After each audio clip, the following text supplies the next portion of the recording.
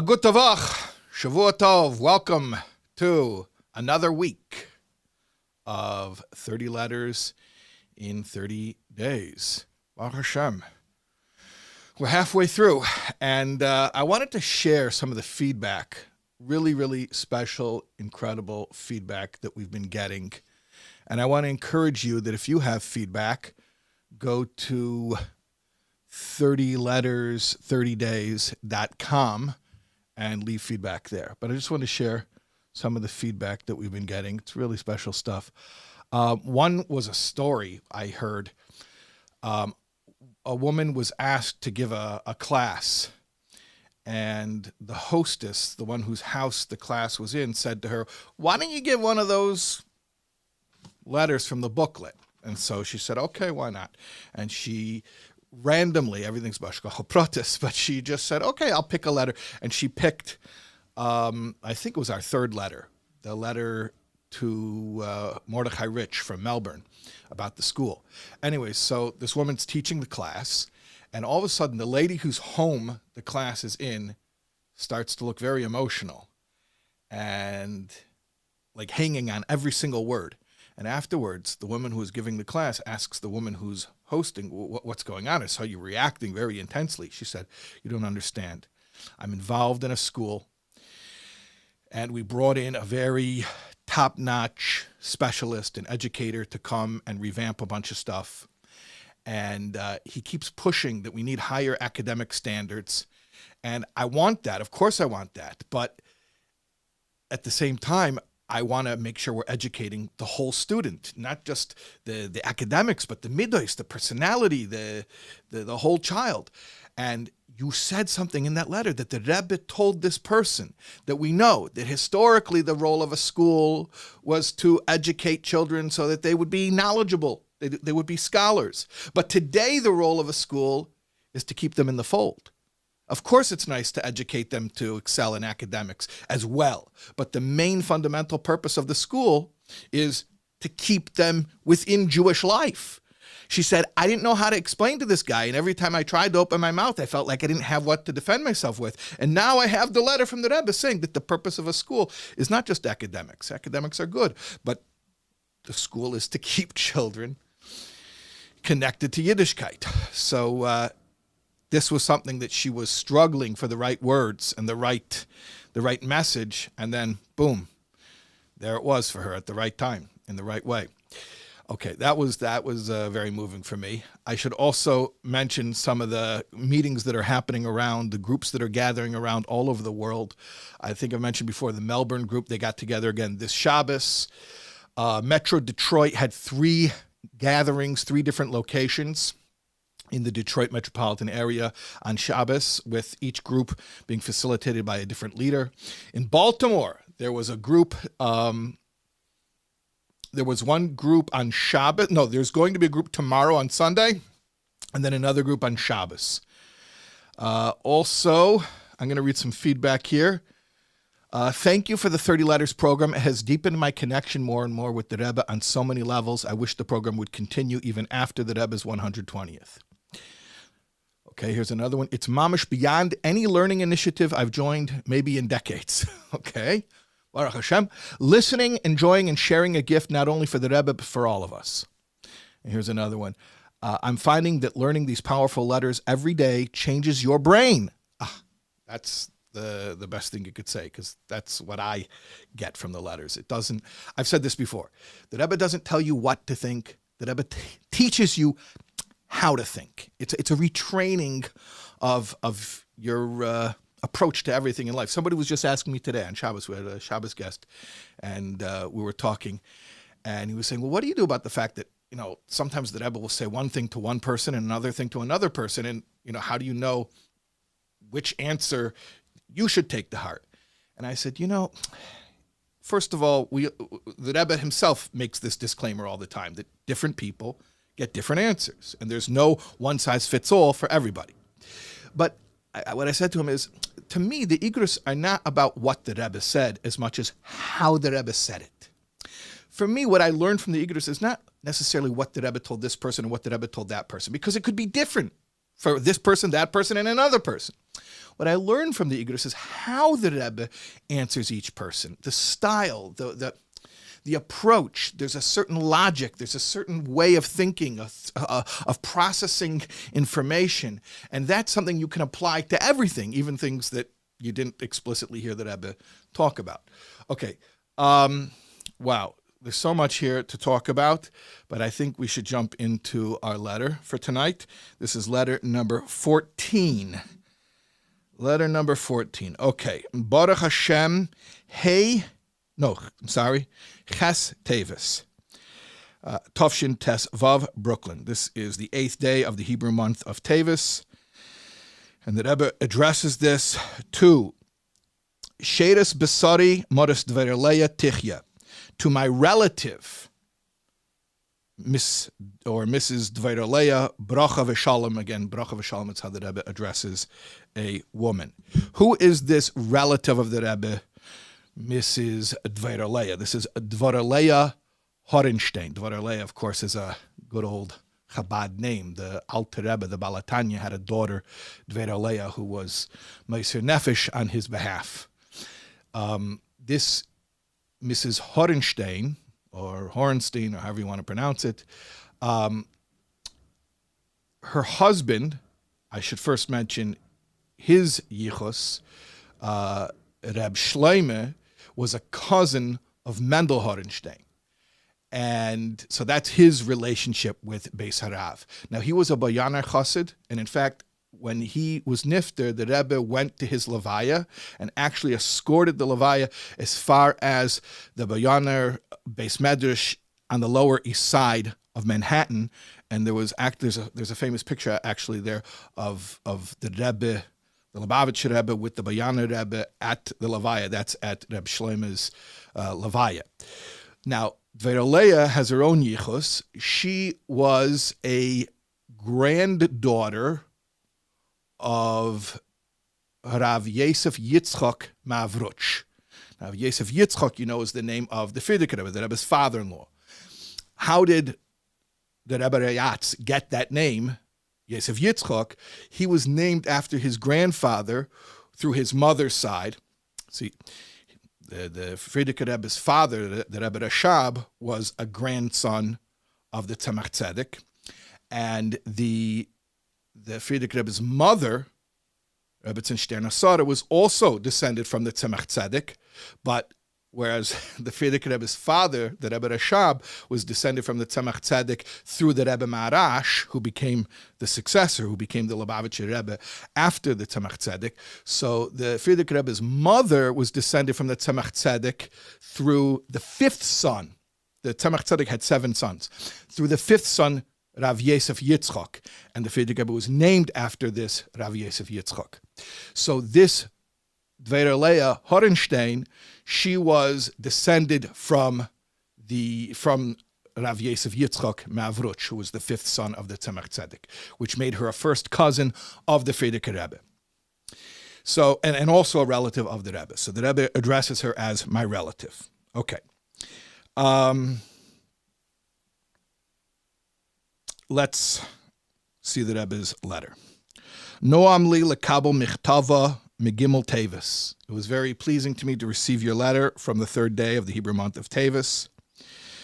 V'oid yeser lireis toichnei, and even more so to see the contents of the letter. In other words, it was nice just to get a letter from you, even if I didn't even open it. Before I even opened it, it was just nice to get a letter from you. And then, even more so, the bonus, the Teichen was very nice. I really appreciated what you wrote. Okay, what did she write? The Rebbe says right here, Zichreinei Seha, your memories, miyamim sha'avru, from the old days, oides klaster ponim haruchni shal ima harabonis, aleh shalom, ve'efi tfilasa. Your memories about your mother and her spiritual, call it her character, spiritual character, or her a spiritual portrait, and especially the way you described her davening, the way that your mother davened. V'arei yedua, nekudas mabit teirosenu.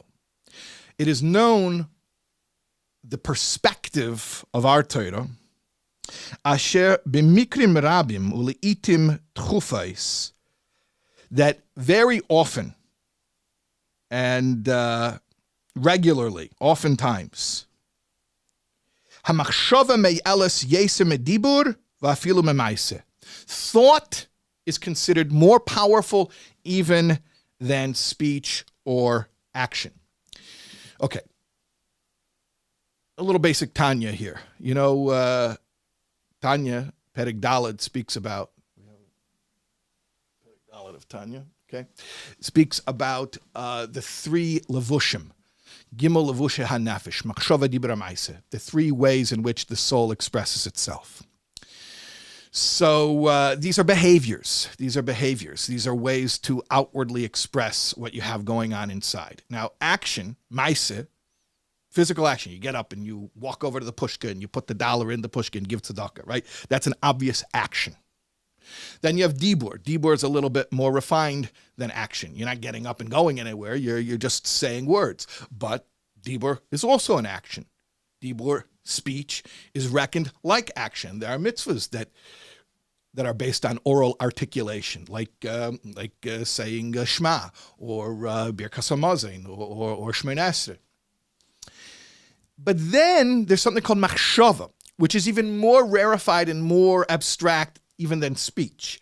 And machshava is always sort of like among the three soul garments, you always kind of look at it like, is it a soul garment or is it not? I mean, it's all going on inside of your head. Is it really an activity? Is it really a behavior? And Torah says, yes, it is.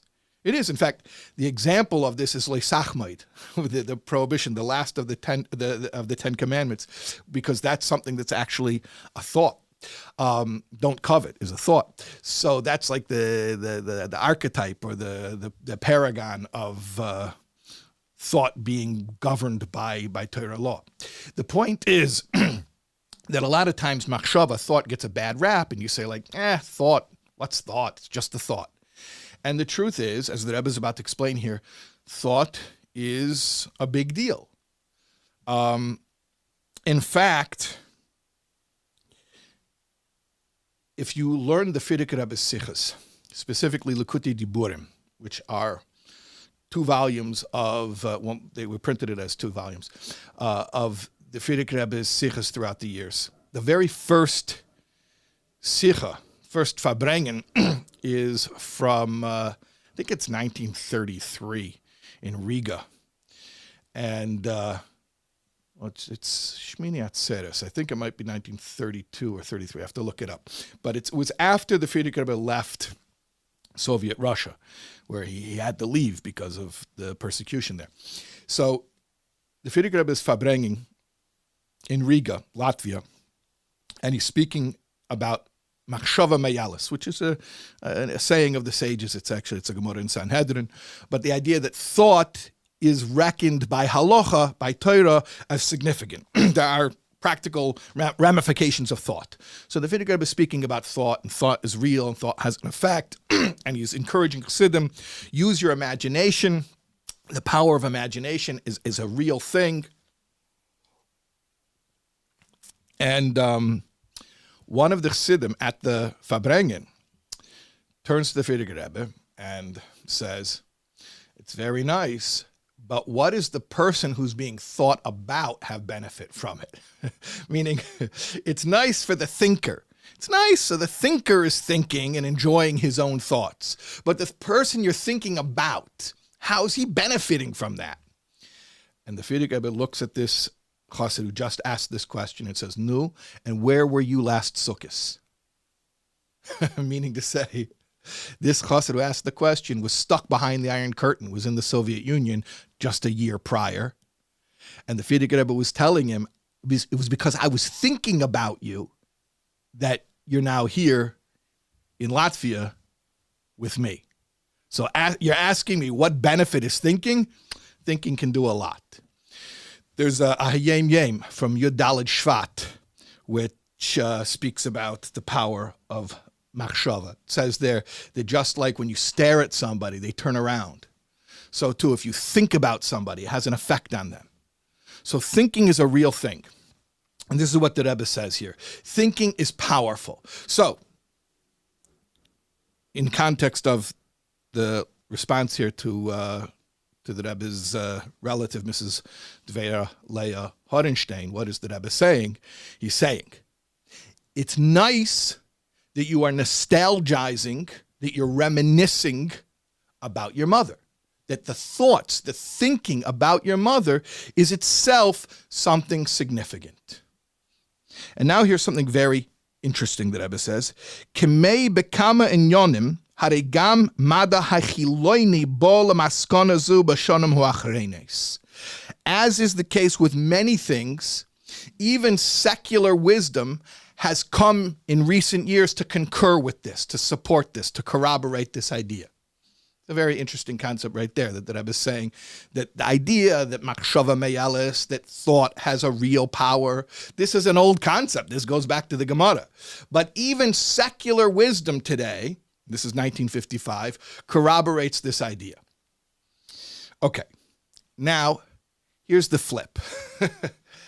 And in so many igros, I think probably every letter, there's a flip.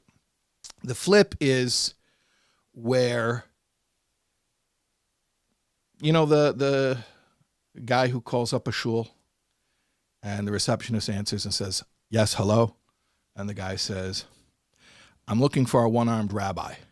The receptionist says, you're looking for what? The guy says, you heard me, I'm looking for a one-armed rabbi. The receptionist says, why are you looking for a one-armed rabbi?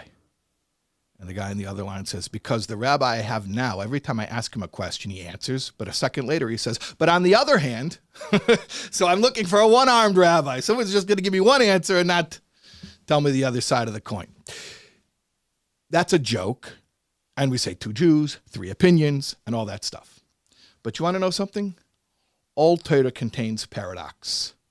Mitzad, the infinity of Hashem's wisdom, and Hashem being nimno hamnimnois, he's completely above and transcendent of any limitations.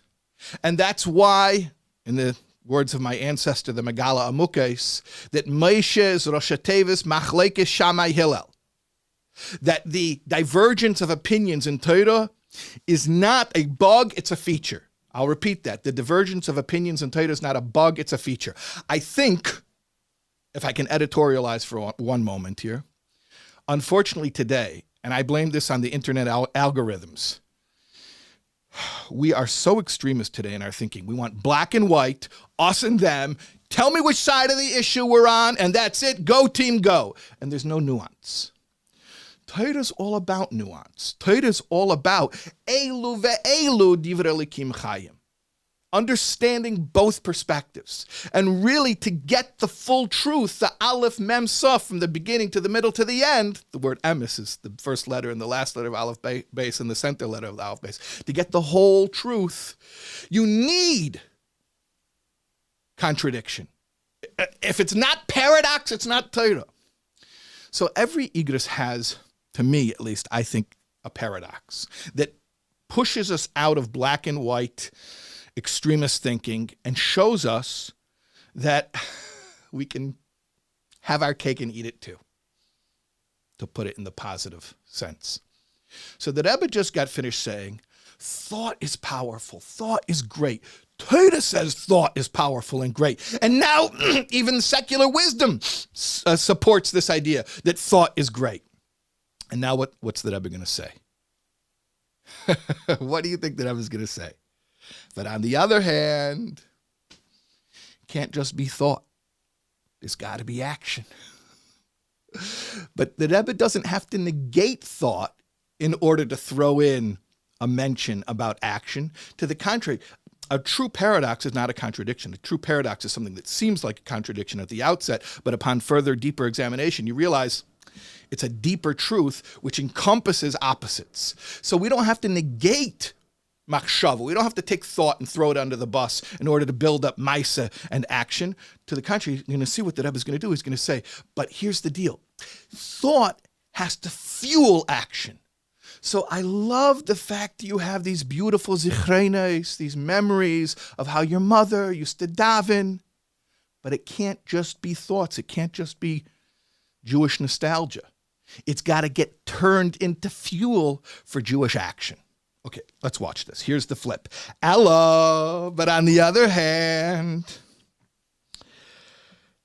shekev and she'inyan ha'adam hu payel v'ha'maisa iker, since the whole point of a person is action, tzorich lahamshich ha'machshava l'tzorfa l'maisa. You got to draw down the thought and connect it to the action. Ve'im, and by the way, who's the Rebbe writing to? This is an observant Hasidic woman. This isn't a non-observant person that the Rebbe is trying to convince to start lighting Shabbos candles. So I just want to mention that, because when the Rebbe says action, you might think the Rebbe is speaking to people who are not yet observant, so they need to be told, Yiddishkeit can't just be Yiddish humor and matzah balls. Come on, it can't just be Jewish nostalgia. You got to put it to action, real halacha, real mitzvah observance. You might think that's something that, that I would just tell somebody who's what we used to call the cardiac Jews, the ones who say, I'm Jewish in my heart. Did you put on tefillin? No, it's okay. I'm Jewish in my heart. So we used to call it the cardiac Jews. But you might think that Rebbe was only speaking to that crowd. The Rebbe is speaking to a fully observant Hasidic woman, his relative. Everyone can use an encouraging word about more action and more action and more action. That's what the soul came to this world for. Why do you think the soul had to be disturbed to come out of heaven from its bliss and be plunged down into a body with an animal soul as a next door neighbor, and all that inconvenience for what? Obviously, the point is to use that body and to use our environment, the physical world around us, to do actions. Hayem la'aseisim. This is the time, meaning physical embodiment is the time for physical action. Okay.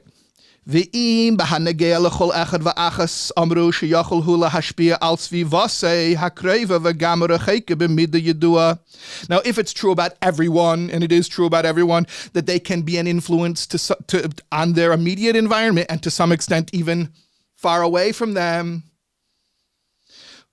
as long as you put forth the adequate effort. Okay, so that's an axiom that everybody can be an influencer, everybody can have an effect on their immediate environment and to some extent even far away from them, as long as they put forth effort. So therefore, alachas kama v'kama, how much more so? Shezeu tzedek, this is true. V'hanagel leyetzech alatzeyam shel anshe aruach. Somebody, when we're speaking about somebody like you, my cousin, who is descended from those people, he's talking about the Rebbeim, who are, and this is interesting, the term that Rebbe uses to describe his cousin's holy ancestors, he calls them the Anshe Haruach, together with that, Gibede Hamaise. You see, you have both there. Anshe Haruach, people of ruach. Ruach means spirit, the emotional or the spiritual.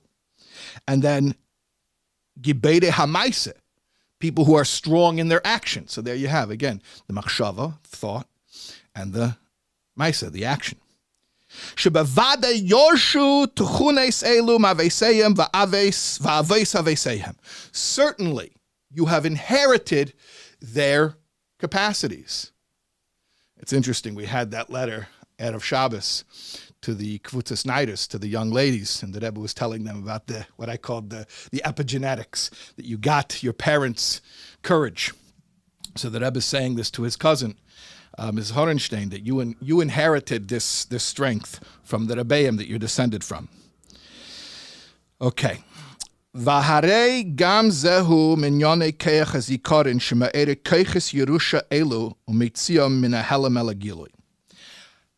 This is also, now that it goes back to the idea of memory, of thought, that when you have thoughts have the power to awaken that inheritance, that holy inheritance, that DNA, and trigger it into an active state. So again, the Rebbe is going back to memory, back to the idea of thought, but coupling it with action and saying, look, the memories are good in as much as what? They trigger this latent spiritual inheritance you have and make it come out, which means into action. Okay. Ubeshas kaisher zu, And at that propitious time, meaning when you're reminiscing and you're getting your spiritual DNA working, you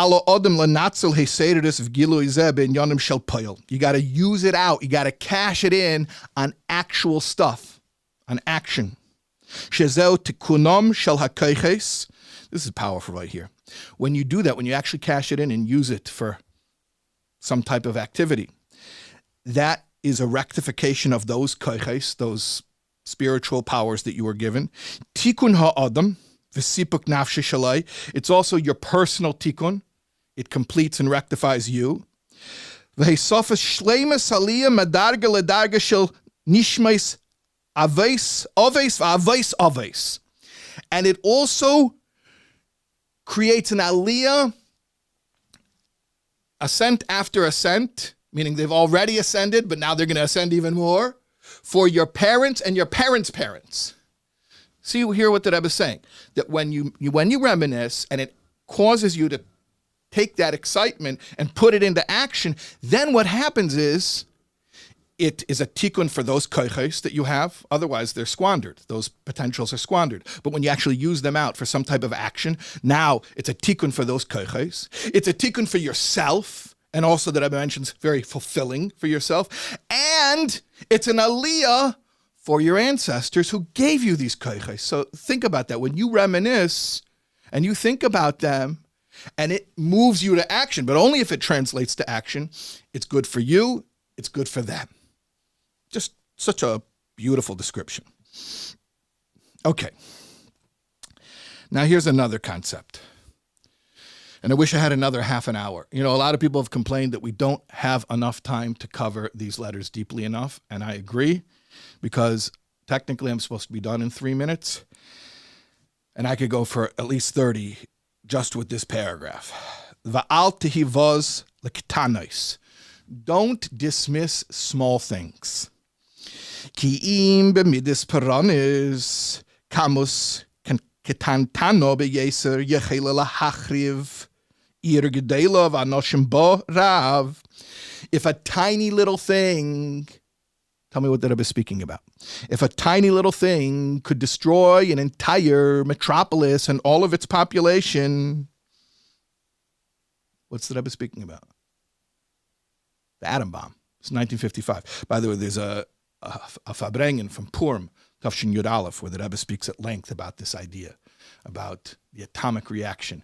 A the tiniest little piece of matter starts a chain reaction, which could, God forbid, wipe out an entire metropolis. So if that exists in the midas peronis, in the negative attribute, how much more so in the positive? So the Rebbe says, don't turn your nose up at small things, because really there's nothing small. Because even you see now that a tiny little atom can unleash this massive power.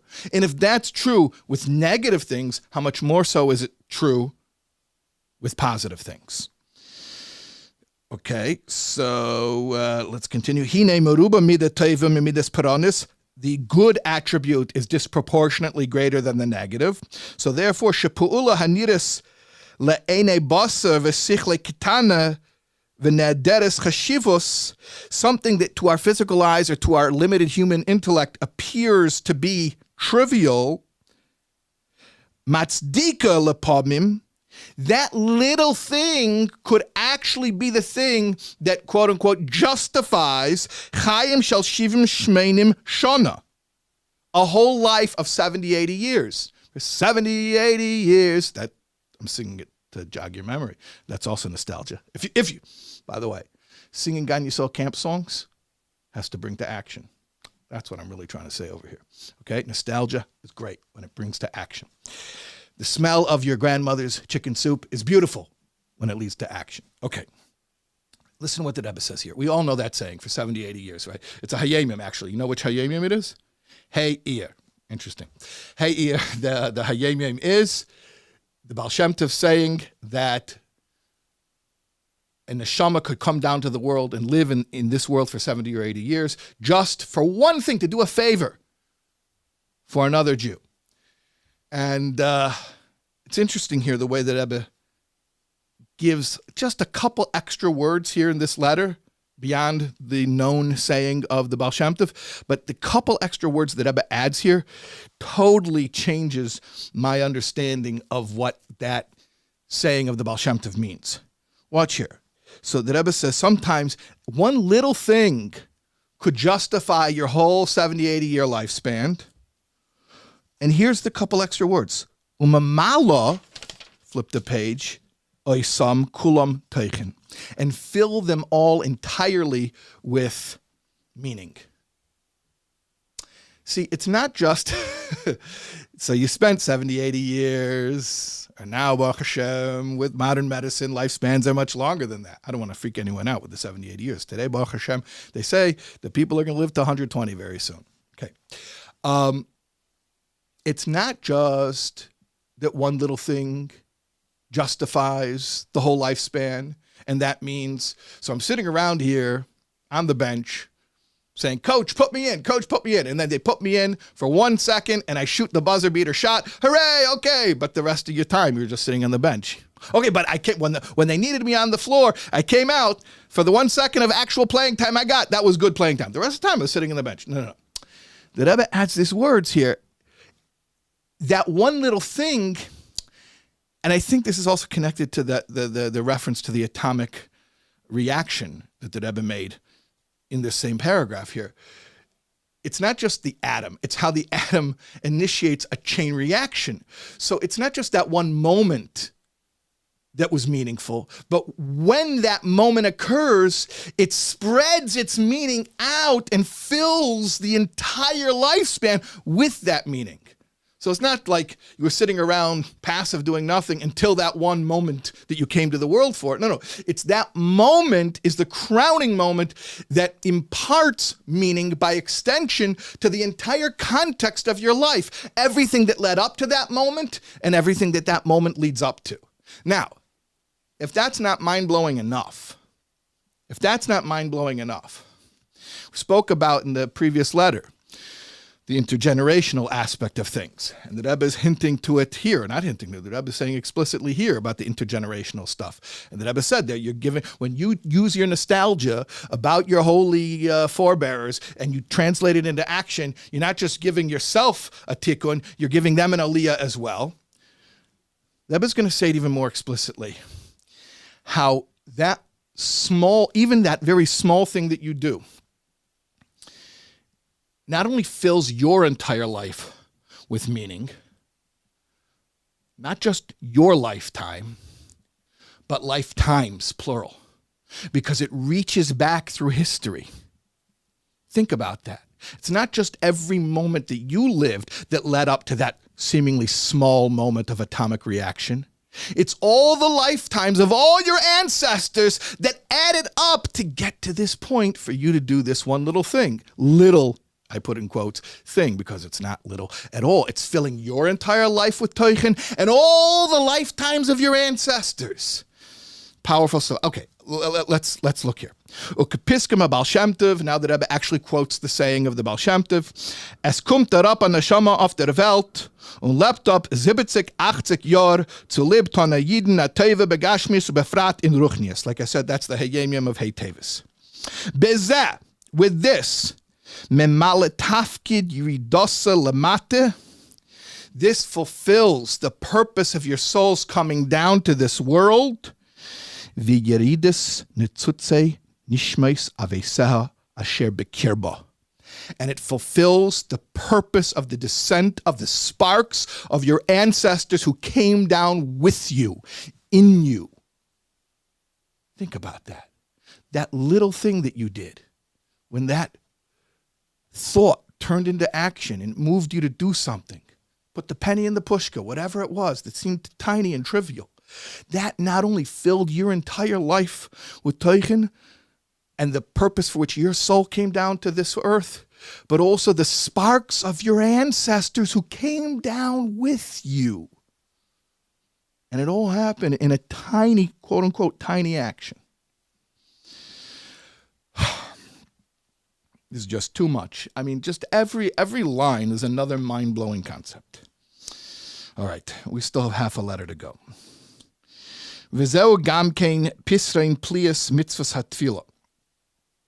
Magid shvache shel HaKadosh Baruch Hu, v'achar kach shoel tzrochav.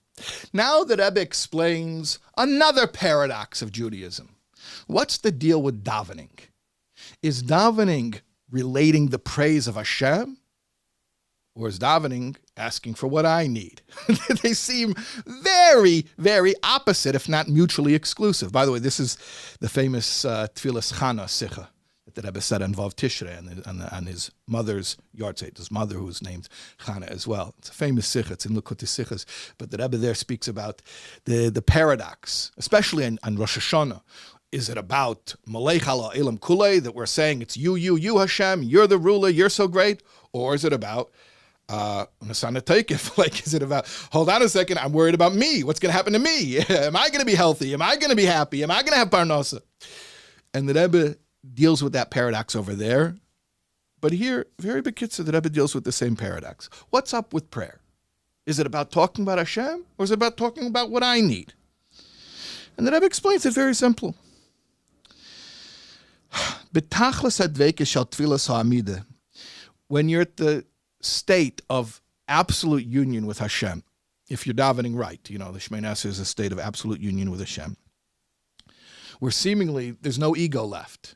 The ego, the ego, the edging got out. That's all gone. And you're just dovak, you're just clinging to Hashem. And the paradox is, at that moment, mevakish brocha l'tvuose Hashem asada.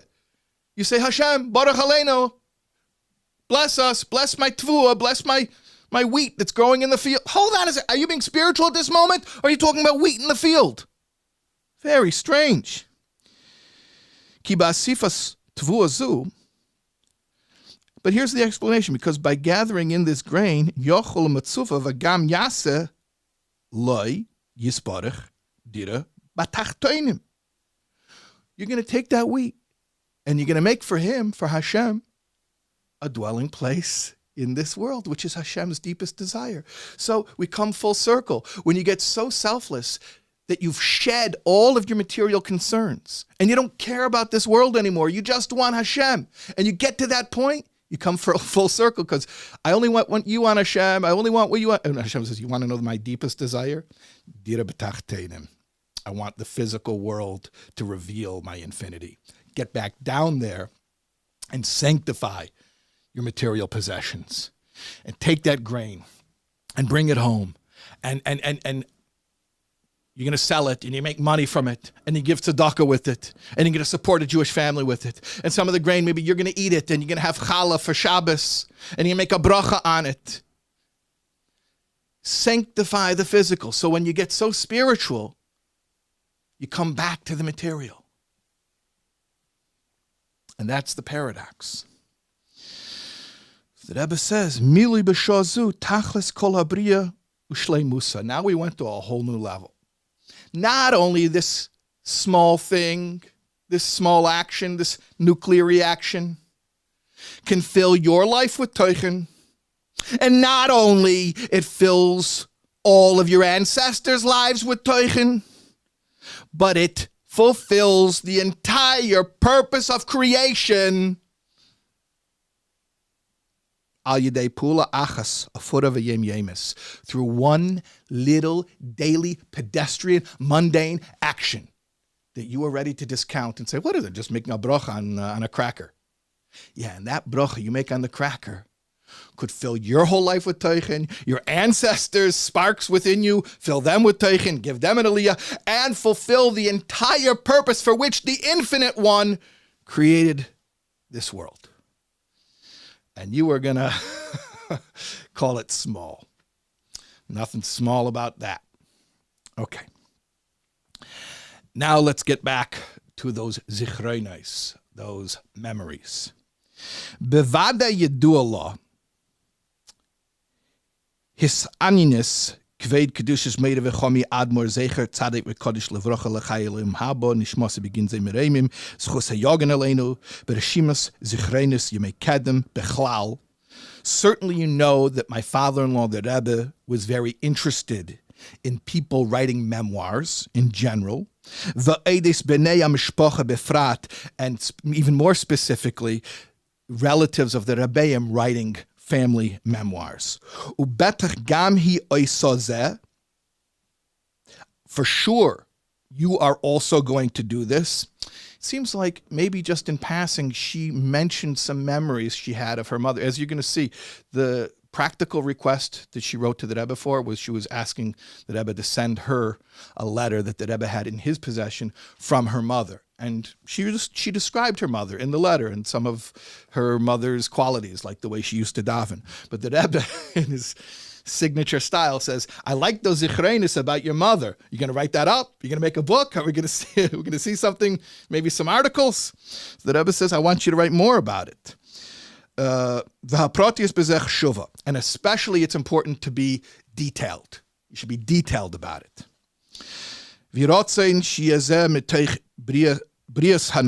This should be, you should do this all in good health. Your good health and your husband's good health. We mentioned Reb Shleima, her husband. And should all be in good standing. Bechaved uvracha, in honor and blessing. Share b'sara, your relative. And then nichte b'tzidai, the nun base, the postscript. This is seemingly what she wrote to the Rebbe for. Kivakashasa, according to her request. Muchser kan, I've returned to you here. Hamichtav shel ima harabanis aleh shalom, the letter of your mother. So I don't know if that was a letter that her mother wrote to the Rebbe, or maybe it was a letter that she wrote to the Frierdiker Rebbe. I don't know. I don't want to try to guess. The Rebbe says, I'm returning to you the letter, and could it be a letter that I don't know, that her mother wrote to somebody else entirely? Whatever it was, the Rebbe was in possession of a letter that her mother wrote, and the Rebbe is returning to her mother's letter. And you see, the Rebbe could have just written, again, the PS could have been the whole letter. Oh, you want your mother's letter? Here's your mother's letter. But what did the Rebbe do? He turned it into an opportunity to speak to her about the power of nostalgia, yeah. But then, on the other hand, how nostalgia has to translate into practical action, how that affects you, your whole life, your ancestors' lives, and the purpose for the entire creation. And then encourage her to write up some more memoirs. Another incredible letter. Thank you for joining me, and I apologize for going over time, but I promise you I have another half an hour of stuff written in my notes here I wanted to say, and I'm holding back. Okay, good night.